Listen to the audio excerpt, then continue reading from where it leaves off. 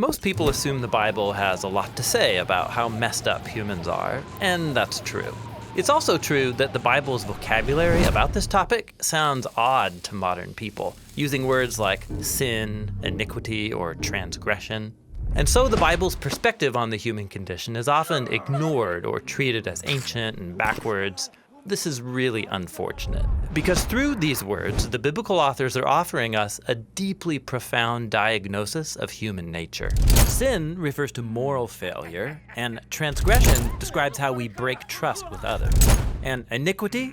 No one even uses that word anymore. So what's it all about? In Bible translations, iniquity is one way the Hebrew word avon gets translated. It's also rendered by words like wickedness, guilt, or sin. So what does avon actually mean? The word avon is related to a Hebrew verb avah, which means to be bent or crooked. The poet of Psalm 36 says his back is avad, that is, bent over in pain. Or in Lamentations chapter 3, a road that isn't straight is one that avaz, that is, it's twisty and crooked. Now, this image of being crooked offered biblical poets a powerful metaphor to talk about people's behavior. Like Jeremiah, who said that Israel had avad their way by violating their covenant with God and giving allegiance to idols. Or in the book of Job, a person who morally fails is someone who avaz what is right. In both cases, something that's supposed to be level or even, your choices or your conscience, has been bent out of shape, distorted. In the Bible, avon refers to all kinds of crooked behavior. 10 Commandments kind of stuff. Lying, murder, adultery. In Isaiah chapter 59, avon describes the corruption among Israel's leaders who were ignoring the injustice done to the poor. The prophet cleverly adapts the metaphor, saying, "We have so much avon, that is crookedness, that uprightness can't even enter our city." Things were so morally distorted in Jerusalem that crooked was the new straight.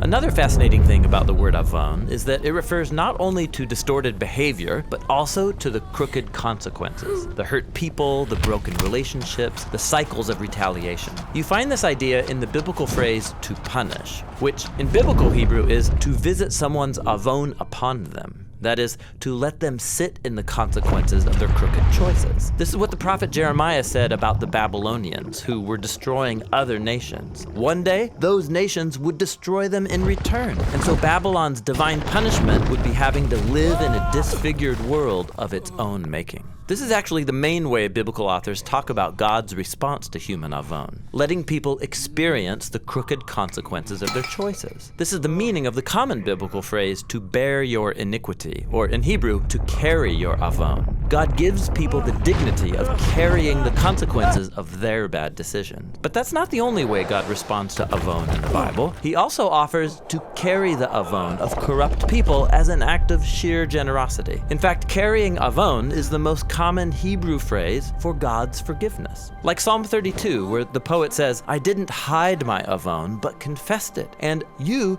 carried the avon of my sin."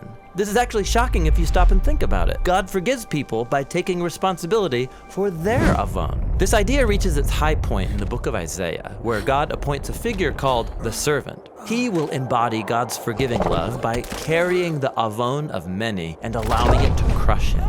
This servant will absorb humanity's crookedness, letting it overwhelm and destroy him. But that's not the end of the story.